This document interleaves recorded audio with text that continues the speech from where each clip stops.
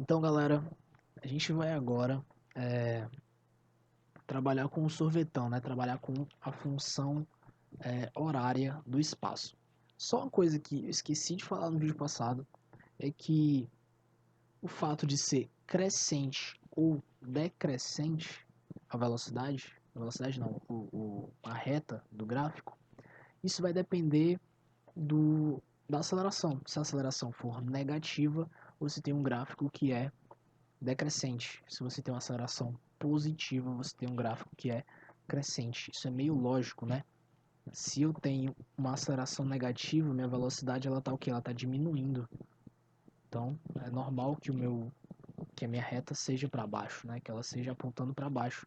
Estou diminuindo com o tempo. Já no caso da aceleração positiva, a minha velocidade está aumentando com o tempo. Então, isso é bastante lógico. E é uma reta porque o aumento ele é uniforme, tá? A variação é uniforme. É daí que vem o nome uniformemente variado. Então, beleza. Mas agora a gente vai falar sobre a função horária do espaço. Que essa aqui é um pouco novidade, talvez seja novidade para alguns. Então vamos lá. Quando a gente pega o sorvetão, né? S igual a S0 mais V0 vezes T mais A sobre 2 vezes T ao quadrado. A primeira coisa que a gente sabe é que são uma fórmula bem grande, né? Mas vamos lá, o que é cada coisa? Espaço, espaço inicial, posição, né? Posição final, posição inicial, posição final, posição inicial, velocidade inicial, tempo, aceleração e tempo de novo. Quem que é constante aqui? Todo mundo menos o tempo e o espaço final. Ou seja, o espaço final ele vai variar de acordo com a variação do meu tempo. É por isso que é a função horária. A função horária vem de tempo. Hora vem de tempo. Então como é que vai ficar o gráfico? O gráfico ele é S por T. Vocês lembrarem lá como é que era o gráfico ST do MRU, ele é uma reta crescente ou decrescente, né? O gráfico ST no MRU. MRU. Agora, ele não é mais uma reta crescente decrescente. Por quê? Lá no MRU, esse gráfico representava uma função do primeiro grau. No MRUV, vocês veem que está ao quadrado. Agora a gente está representando uma função do segundo grau, né? Y é igual a vezes x ao quadrado mais bx mais c, uma função do segundo grau. Então, como que é o gráfico de uma função do segundo grau? Para quem não sabe, o gráfico de uma função do segundo grau é uma parábola, tá? Uma parábola. Nesse caso, eu posso ter pro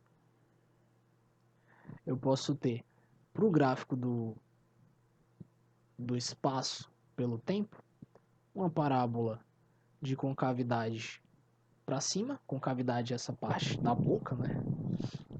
Concavidade para cima, ou com concavidade para baixo. Vamos tentar interpretar esse gráfico aqui, galera. Tentar interpretar o que está acontecendo. Lá na velocidade a gente viu que estava aumentando uniformemente, né? Quando era crescente, ou estava reduzindo uniformemente quando era decrescente, de acordo com a aceleração ser negativa ou positiva. Vamos pensar agora aqui. Vamos pensar agora nesse caso do espaço pelo tempo. Bem, o espaço ele vai variar de acordo com a tua velocidade. Vou te dar um exemplo. Se tu tem uma velocidade constante, tu está percorrendo aquele espaço de forma constante. Se tu está aumentando a tua velocidade, tu começa a percorrer mais espaço num intervalo mais curto de tempo. É o que acontece, por exemplo, a partir daqui, ó. Perceba bem, a partir desse ponto, você está percorrendo aqui um espaço, né? Está subindo devagar. em intervalos de tempo. E de repente você começa a subir muito rápido num intervalo muito curto de tempo. Intervalo muito curto de tempo. Ou seja, tua velocidade está aumentando. Quanto mais íngreme for esse gráfico, quer dizer que maior a velocidade. E a aceleração é quem vai causar isso, quem vai causar o aumento da velocidade. Então, vamos tentar entender o que está acontecendo nesse gráfico aqui de baixo. Por exemplo, se eu tenho uma velocidade, digamos, de 20 metros por segundo, 20 metros por segundo, e eu tenho uma aceleração, tá? Que é a velocidade, que é a aceleração, de menos 2 metros por segundo ao quadrado, o que vai acontecer?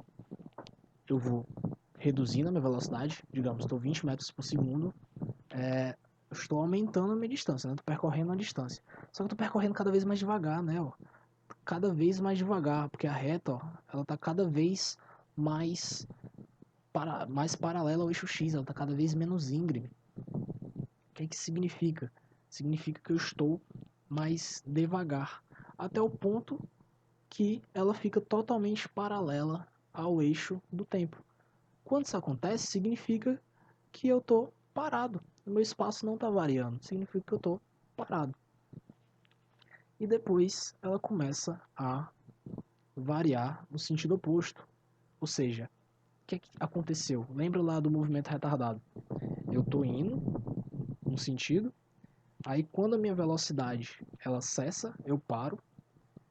Quando a minha velocidade retorna, ela retorna no outro sentido, então começa a andar para trás. Então o que acontece aqui? Eu estou indo para frente e depois eu estou voltando. E eu estou fazendo isso com velocidades diferentes. Por isso que o gráfico é uma parábola. E é muito específico isso aqui, porque sempre que a aceleração ela for negativa, a minha concavidade é para baixo. E sempre que a minha aceleração ela for positiva, tá? A minha concavidade é para cima. Beleza? Então, basicamente isso sobre função horária do espaço. E agora a gente vai resolver uma questãozinha, tá? Resolver essa questão aqui. Eu particularmente gosto muito desse site, tá, galera? Recomendo para vocês. É projetomedicina.com.br. Estudo, estudo, faço questões dele desde, nem sei, muito tempo já. Acho que eu tava no ensino médio. Desde o ensino médio que eu faço questões do Projeto Medicina. E eu adoro as questões aqui. Elas são bem temáticas de vestibulares. Então vamos lá. Pegar essa questão 22 aqui, que ela é boa de trabalhar. Questão 22, UFTM 2011. O motorista trafega por uma avenida reta e plana, movimento retilíneo, né? E plana a 54 km por hora. Quando percebe que a luz amarela de um semáforo, 108 metros à sua frente, acaba de acender. Sabendo que ela ficará acesa por 6 segundos, e como não há ninguém à sua frente, ele decide acelerar o veículo para passar pelo cruzamento antes de o semáforo ficar vermelho. Considerando constante a aceleração do veículo, ou seja, o movimento retilíneo uniformemente variado, e que o motorista consiga passar pelo semáforo no exato instante em que a luz vermelha se acende, ou seja, 6 segundos depois ele decidir acelerar, se acende, sua velocidade em km por hora no instante em que passa pelo semáforo é igual a. Ele quer saber quanto que é a velocidade no instante que eu passei pelo semáforo. Então vamos representar a nossa questão. Por que o professor de física ele gosta de desenhar? Por que o professor de física gosta de desenhar? Basicamente porque ele não consegue resolver a questão se ele não desenhar. Basicamente por isso, tá? Por nenhum motivo especial não, porque geralmente não consegue resolver a questão se não desenhar. É uma forma da gente esquematizar a questão, de entender e ao mesmo tempo passar para os alunos. Então vamos lá. O que aconteceu? Eu tenho um carrinho, que eu vou colocar como uma bolinha, né, que vocês já estão acostumados. Ele está a uma distância de 108 metros de um semáforo, tá? no semáforo. Esse semáforo, ele está amarelo. Ele vai mudar para o vermelho. Ele tem que chegar no semáforo no momento em que fica vermelho. Isso vai acontecer quando? Isso vai acontecer daqui a 6 segundos. Ou seja, aqui é o momento 0 segundos, né? E aqui é o momento 6 segundos. Então, beleza. Ele está com uma velocidade aqui de 54 quilômetros por hora. Ele está querendo saber quanto que é a velocidade nesse ponto aqui. Quanto que é a velocidade quando ele atravessa o sinal vermelho. No instante em que fica vermelho. Então vamos lá. Ele quer saber a minha velocidade final desse movimento. Então, se ele quer saber a velocidade final, vamos lá para a fórmula da função horária da velocidade, né? V igual a V0 mais A vezes T. Eu tenho tempo? Tenho. Eu tenho V0? Tenho também. Mas eu não tenho aceleração. E agora, como é que eu descubro a aceleração? A gente vai para outra fórmula. A gente vai para a fórmula agora da função horária do espaço. S igual a S0 mais V0 vezes T mais A sobre 2 vezes o T ao quadrado. Então vamos lá. Eu tenho S e S0?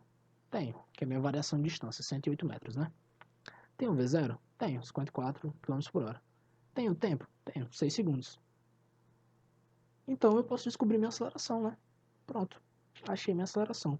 Quando eu achar minha aceleração, eu vou jogar na outra fórmula e descobrir a velocidade. Então, entendemos a questão. E a partir de agora é só fazer conta. Então vamos lá. 108 metros, tá? É igual... Ah, só um detalhe. Na hora de fazer uma questão, foi o que eu falei, tem que adotar referencial, né? Por que que eu não adotei o referencial aqui? É importante adotar. Vamos adotar nem que seja agora.